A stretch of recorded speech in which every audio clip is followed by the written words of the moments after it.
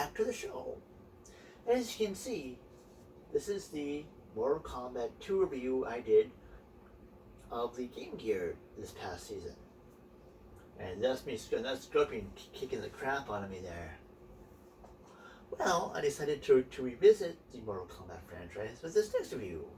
Mortal Kombat Trilogy for the N64. It was actually one of my it was my first N64 game I bought back in the launch Windows period of 1996 when the console came out. And so yeah, it was interesting because it came out on both the N64 and the PlayStation, and as well as the Sega Saturn. But the N64 is what I'm quite fond of. Although most reviewers really don't like that game too much. They really didn't care much for the N64 one. Granted, it had a compressed sound. It was more compressed because it was on a cartridge. But I found it very fun and very entertaining. So anyway, let's go back into the Outworld, or to the Shaolin Temple, or wherever Mortal Kombat those games took place. And let's be careful not to be finished too much. And let's roll those fancy credits as always, and round and go fight against Shao Kahn and Shang Tsung and all those evil people once again.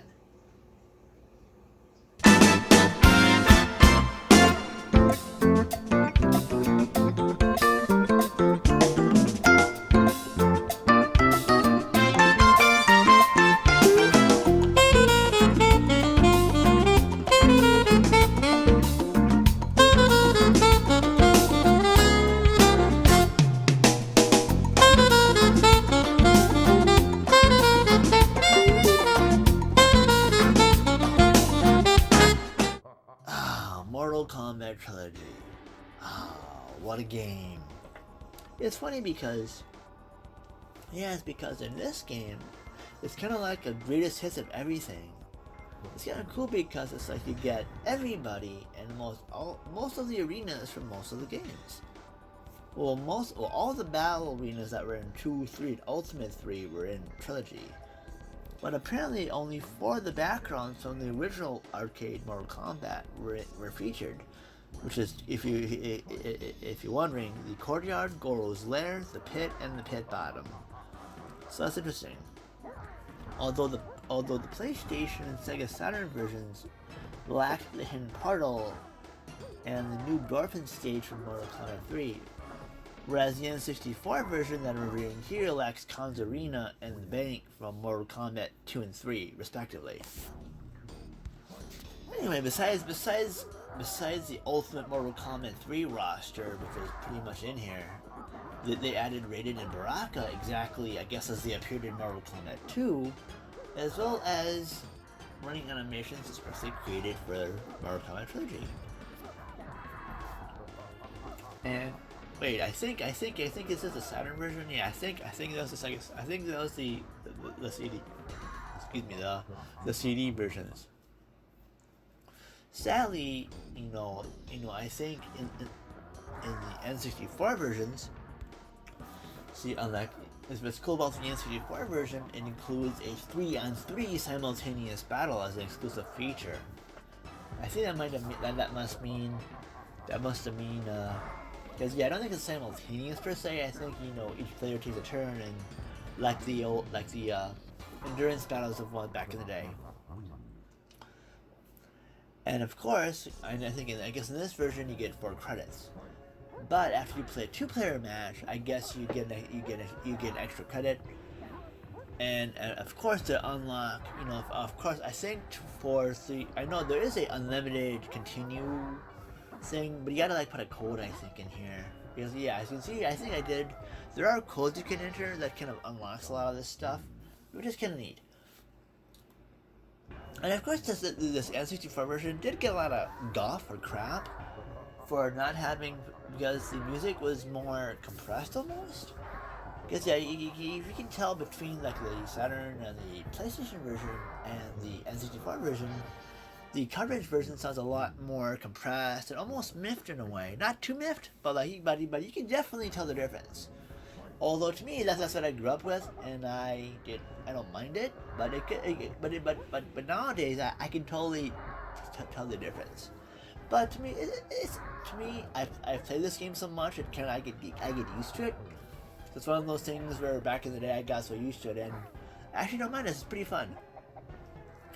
And of course, due to the N64 being a cartridge format, they use 30 characters instead of the whole 37.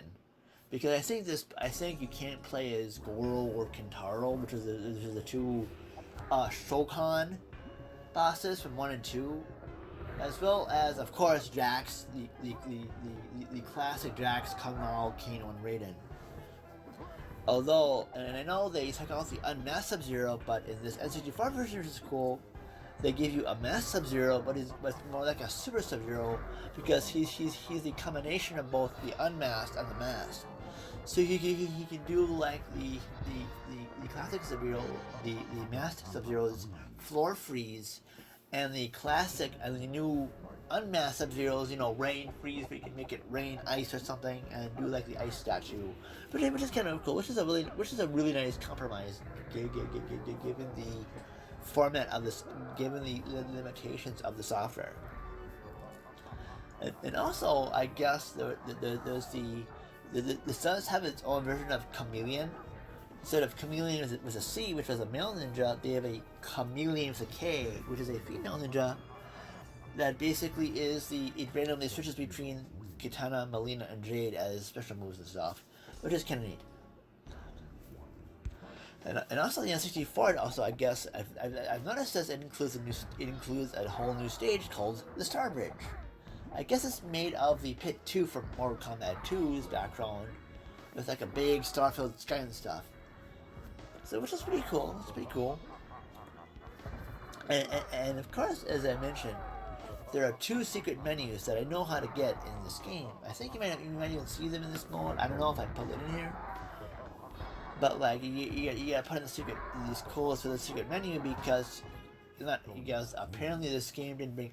There are still some playable characters that apparently they didn't put in here, that they didn't put immediately playable, which is kind of odd. I did think that was odd back then too. It's like, granted, it's cool that they put them in there, but I know because you can play as Motaro and Shao Kahn, but I think only in the single player mode. I mean, in the 2-player mode. So it's kind of weird why they didn't just put them, if you're playing as 2-player, if you're playing in 2-player mode, 2-player, head to head, they could have just popped it in. They could have easily just added those 2 in there as like a bonus. And of course, when you just play single player, they're not in there.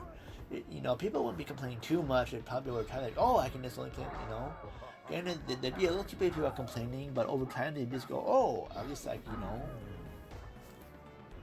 I guess that was the issue I had. That's the issue back then, it's like, hey, if you're gonna like put in, I totally understand why they probably didn't put in Shao Kahn. Although to note, you could totally play as Shao Kahn or Motaro in the single player mode.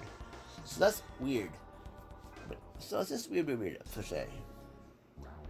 And also there are other new animations added for certain series as well. So those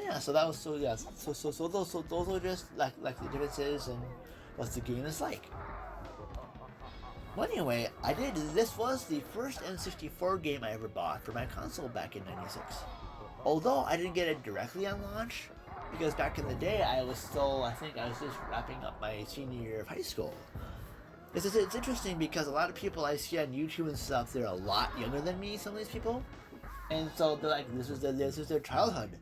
For me, it was like, oh, cool, another Nintendo console coming out, awesome.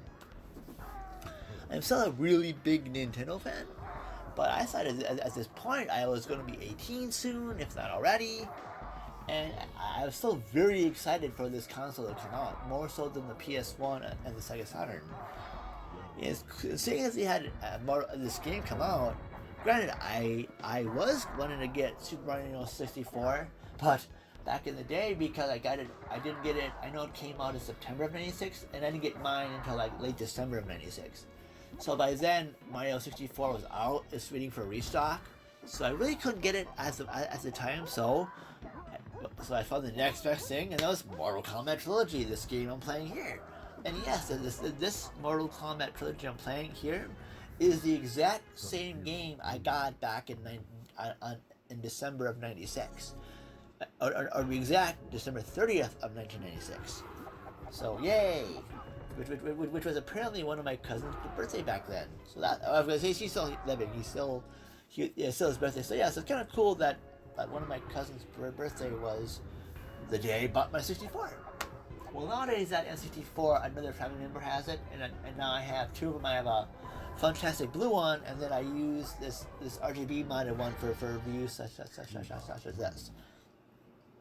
But I have very fond memories of Mortal Kombat Trilogy on the N64 because me and my younger sister would play a lot, and my stepsister would. Good stuff. It was really fun, but yeah, and nowadays I did get the PlayStation version as well, but I wanted to review the N64 version because of my sentimentality or something, or my fondness for it, or we'll go, or you say sentimental value. Yeah, that. Because I'm having trouble saying sentimentality or whatever.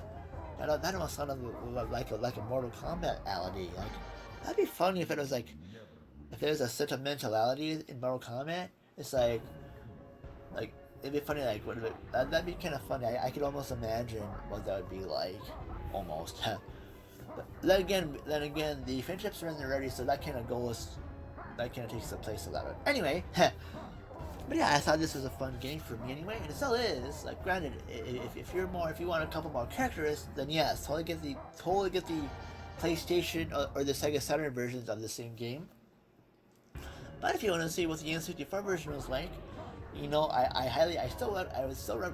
think to me it still controls very well.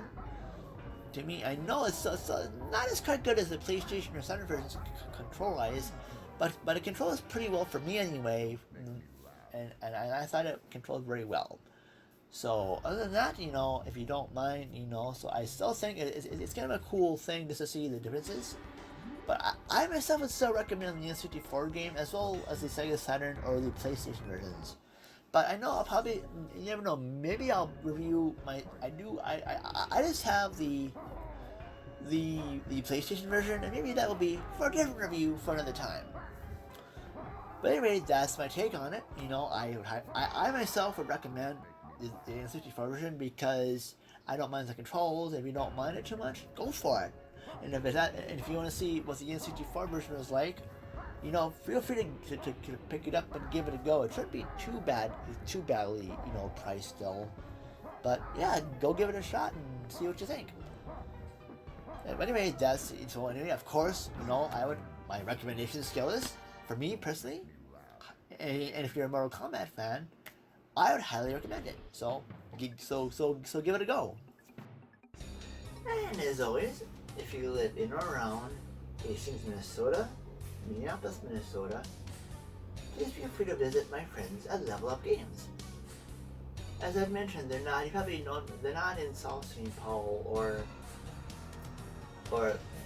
Egan anymore. I think I mentioned that a while ago. But there's still those two places, so give them a look. And the information is down below. Most of those addresses are down below. And I myself also have a website, and that's about it. And that stuff is down below as well. Anyway, at the end of the video, I'll probably I'll just probably promote some. I'll usually promote or whatever some of my friends I know on YouTube here, and just say, hey, visit their channels and stuff. They're cool. But anyway, thank you so much for watching. I've been doing all right, and thank you so. Don't forget there will be a season 12. I know it's been a certain season, but I think I'll try to do at least 2 more episodes after these 2, so to help really pad the season. So that I was gonna do, I know my Project Ultra series. It's been kind of a slow goal because of the special effects involved and what I have to do for it. But it's still on the back burner. But I've been doing other stuff. So anyway, thank you as always. Thank you, as I probably said again. Thank you so much for watching. And stay tuned for another episode of Power Up, or whatever I do next.